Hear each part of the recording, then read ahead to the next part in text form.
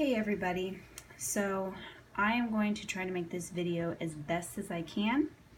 We have hit a slow point once again due to the fact that my son ended up getting a fever this morning, and I just have been dealing with him not feeling too hot and just kind of wanting to cuddle.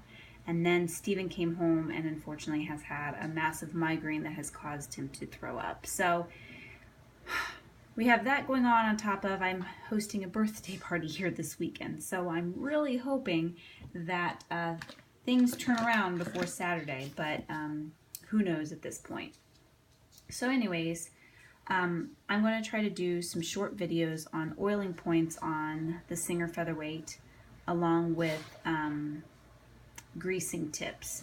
So I use both the motor oil from the Singer Featherweight shop. It comes in this really cool bottle.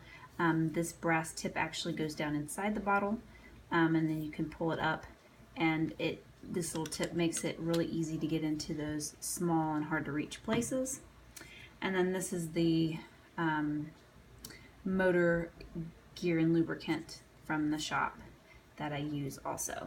Definitely recommend getting your oil and grease from the Featherweight shop. They know what they're doing. It's good quality oil and grease, and their family you can trust. The other thing is I intend on taking some pictures of the oiling points from some different manuals. I kind of feel like different manuals will give different perspectives. They're all the same oiling points, but you know, sometimes one picture in one manual may work better for someone and not for other people. So I do want to do that so that way you guys can have a reference point. There is all the information on the Featherweight shop.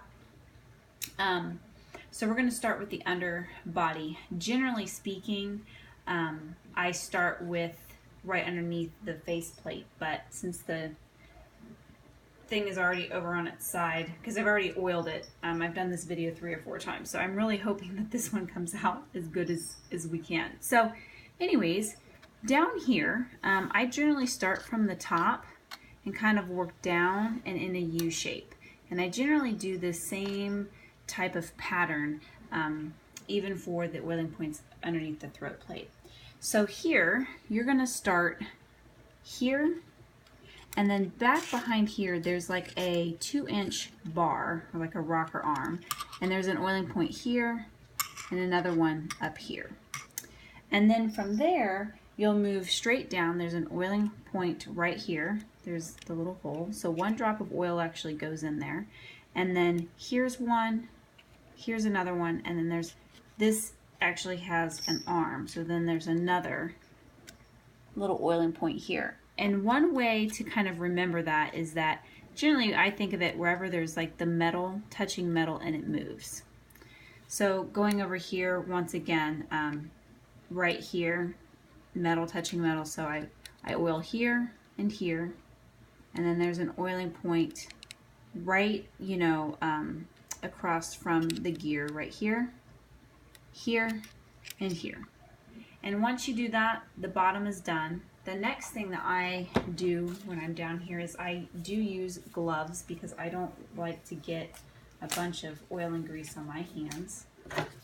And then when you're using this grease, you really need to be really quick because it will come out when it starts shooting up.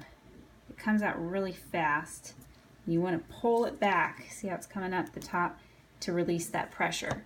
You only want to use half a pea size, and then you'll just wipe it into the gear, spin it about a 1/4 turn, wipe it into the gear again.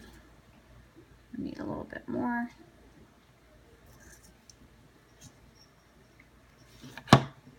Quarter turn, and wipe it again. And then just kind of move that, work that in there. And then generally I go back over through, and I normally hit this one here. This particular Featherweight had this plate inserted here, and it's great because it helps protect that wire that leads up to where the light is. but it's bad because it's made it rather difficult to really clean that gear. So I'm just going to go ahead and spin that around, and that is how you lubricate and oil the underside. So next we will get the front of the throat plate and the top of the featherweight.